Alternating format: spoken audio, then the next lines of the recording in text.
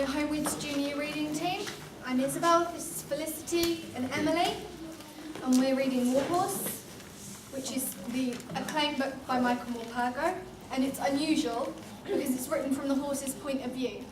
And I've read it myself, and the thing I liked most about it was that both the Germans and the English were kind to this horse, and some on both sides were unkind, but that was dependent on the kind of person they were and not what side of the war they were fighting. There were men in khaki uniforms everywhere.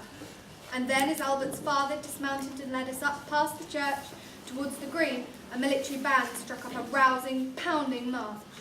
The pulse of the great bass drum beat out through the village, and there were children everywhere, some marching up and down with broomsticks over their shoulders, and some leaning out of windows waving flags. As we approached the flagpole in the centre of the green, where the Union Jack, hung limp in the sun, against the white pole, an officer pushed through the crowd towards us. He was tall and elegant in his jodhpurs and sand brown belt, with a silver sword at his side. He shook Albert's father by the hand. "I told you I'd come, Captain Nichols, sir," said Albert's father. "It's because I need the money, you understand. Wouldn't part with a horse like this unless I had to." "Well, farmer," said the officer, nodding to his appreciation as he looked me over, "I thought you'd be exaggerating when we talked in the George last evening. Finest horse in the parish, you said, but then everyone says that. But this one is different. I can see that." And he smoothed my neck gently and scratched me behind my ears. Both his hand and his voice were kind, and I did not shrink away from him. "You're right, farmer. He'd make a fine mount for any regiment, and we'd be proud to have him. I wouldn't mind using him myself. No, I wouldn't mind at all. If he turns out to be all he looks, then he'd suit me well enough.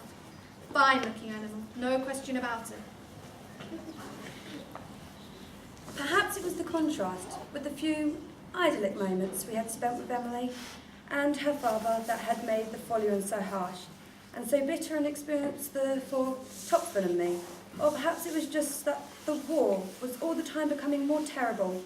In places, now the guns were lined up by the few yards for miles and miles, and they sounded at the fury. The very earth shook beneath us. The lines of wounded seemed interminable now, and the countryside was laid waste for miles behind the trenches.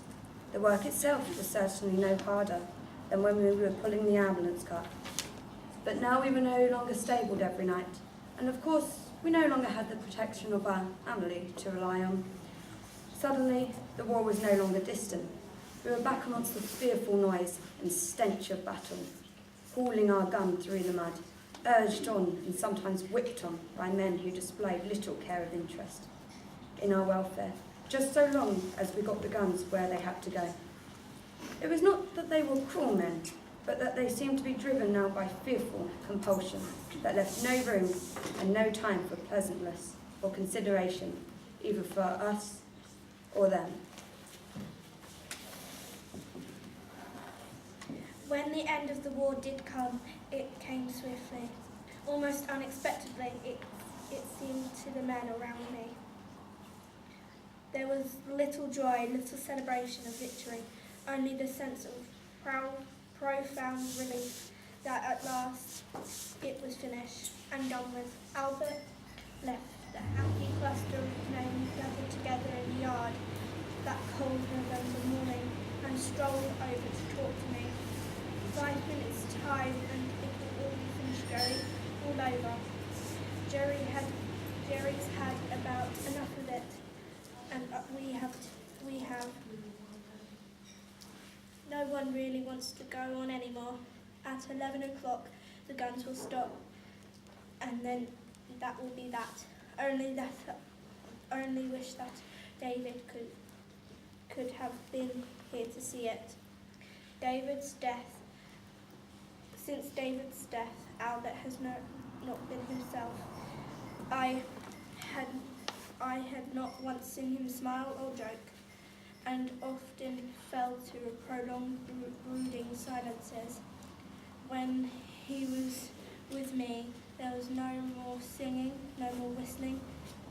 I tried all I could to comfort him, resting my head on his shoulder and nickering to him gently. gently.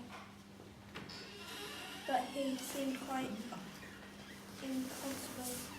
Even the news that the war was finally ending brought no light back to his eyes.